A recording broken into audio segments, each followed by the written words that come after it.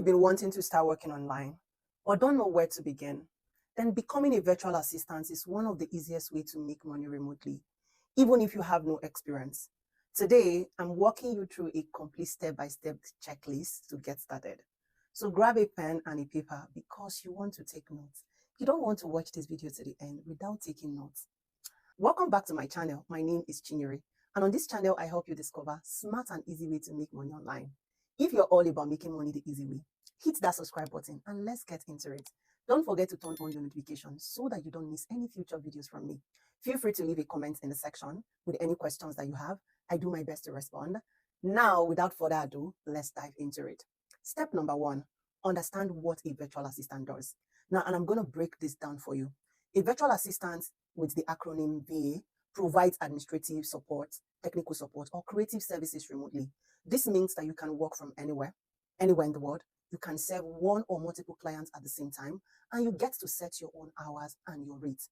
So when you hear of a virtual assistant, think of an independent contractor that provides services online for multiple people at the same time. Now, there are various things or common things that a VA tasks include. Number 1 is data entry. They do calendar and email management, social media management, content writing and editing, customer service. The list is endless. See this as any service that you can provide virtually. Some VAs specialize in areas like tech support, bookkeeping, or even content creation, but beginners usually start as general virtual assistants, as administrative virtual assistants. So I want you to check this step off your list once you now understand what a VA does. Step number 2, you need to decide which service you want to offer. What are you really good at? Do you enjoy organizing file, writing, or managing social media or attending to customers? If you're unsure, start with general VA tasks like using Excel, Word documents, Google Sheets, basic email and file management. With this, you will start by handling things like data entry tasks. I have created a free guide on how you can identify VA skills, so you want to check the video description below for the link. Now, check this step off your list after choosing the area where you want to start as a VA. That is after you decided the service you want to offer as a VA. Step number 3 is to learn and master your skill. It's one thing to have a skill, it's one thing to be a pro in it. Once you have chosen your service, spend a few days or weeks mastering them. The way to learn quickly is you can watch free YouTube videos, you can take short courses on Udemy or Skillshare, you can practice by helping your friends, family, or small business owners with their tasks for free. You can also register for my virtual assistant training where I teach you how to do all of this. Check this off once you feel confident in your skill. Step number 4, set up your work environment. To work effectively, you would need a good laptop or a desktop, a good phone in most cases, stable internet connection. Consider getting MemFi or router if needed, depending on the area where you are. A quiet workspace is good. Even a small desk in a quiet corner of your house is fine to start with. Background noise during client meeting can make you seem unprofessional. So you want to find a quiet spot in your house or a work office where you can do your meeting. If this is ready, check this off once you have a solid workspace setup. Step number 5, set your rates. This could be hourly rates depending on your experience level, service offered, industry demand. General VA rates usually begin from $5 to $15 per hour, and your rates can continue to increase as you grow. Experienced VAs typically charge $20 to $50 per hour.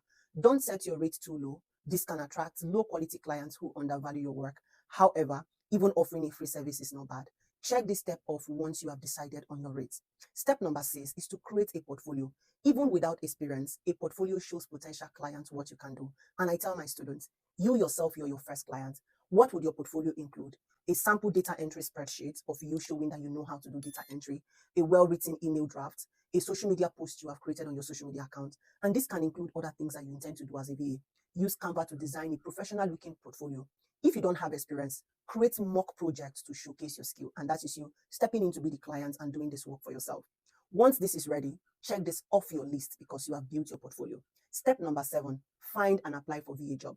The best way to find clients are, number 1, sign up on freelance platform. You have probably heard this before, but here are some best sites that VAs should use. Number 1, Upwork. Upwork still holds the standard up to today. You can check Fiverr, people per hour. We have freelancers.com. Now, there are still a lot.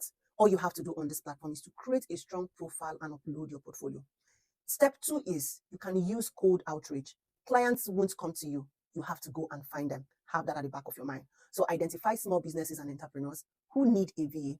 Reach out to them via email, LinkedIn, Instagram, or other social media platform through their DMs. Introduce yourself, share your services, and attach your portfolio to it. Always personalize your message. You could start with a simple, hey, my name is, I notice you are running a growing business and might need help managing emails and admin tasks. I'd love to assist you. Here is my portfolio. Let me know if you'll be interested and have time for a 30-minute Zoom meeting or chat. This increases your chances of getting a response. Now, if this is also ready, check this off as you start to apply for a job. Step number 8, stay consistent and keep improving.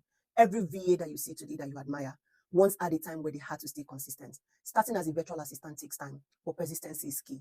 Now, for you to stay on track, apply for multiple jobs per weeks, per days, refine your approaches and outreach messages, keep learning new skills to increase your value every day.